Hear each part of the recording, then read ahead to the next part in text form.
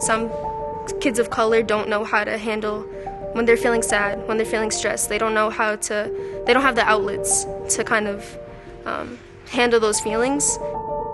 A challenge I faced growing up was we kind of just lived within our neighborhoods. I didn't have the transportation or the resources, and I just wanted to do that. I wanted to explore. I wanted to do that growing up, and I couldn't. One of my friends, his parents got into a divorce, and it's new for him. So he's been really sad and depressed about it. And I try to let him come over so he can get his mind off of it, and it does help him. A lot of things that go around in Worcester, violence, all this stuff. Growing up, I was homeless for most of my life since my dad left.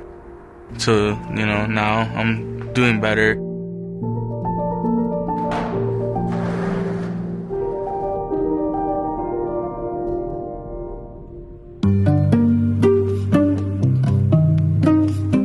I don't think that people fully appreciate the lived experience of what it means to be young and black and male and talented with all sorts of potential, but more importantly, the kinds of daily challenges that they experience. What we really want the focus of the Institute to be about is to A, appreciate those challenges that they experience on a regular basis, and then provide opportunities to support them. Well, our research has shown that despite the fact that men underutilize mental health services, are half as likely to be diagnosed with depression and twice as likely to commit suicide, we have found that under the right conditions, males will talk about what's going on in their lives and are looking for assistance with the stresses of living. When I first came on board in 2019, I was encouraged to think bold and innovatively about what the Institute would do differently.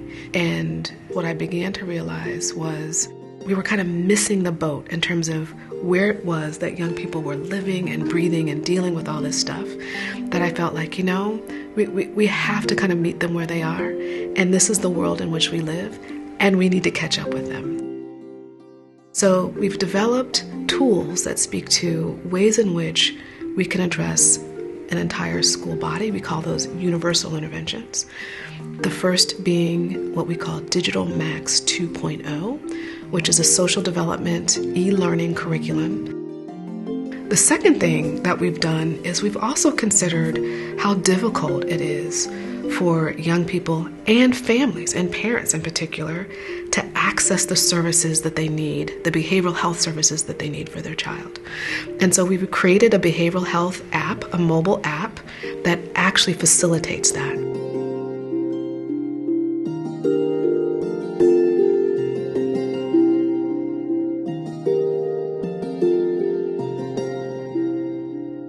The third thing that we've put together is a sensory immersion room. And so a sensory immersion room offers a calming space for a young person to connect with a professional in a way that can get them back on track and ready to learn. The last thing that's a complement of that sensory immersion room is the VR prototype. With VR, we have the ability to look into, a particular disorder and say, what's the way to target that disorder using virtual interventions.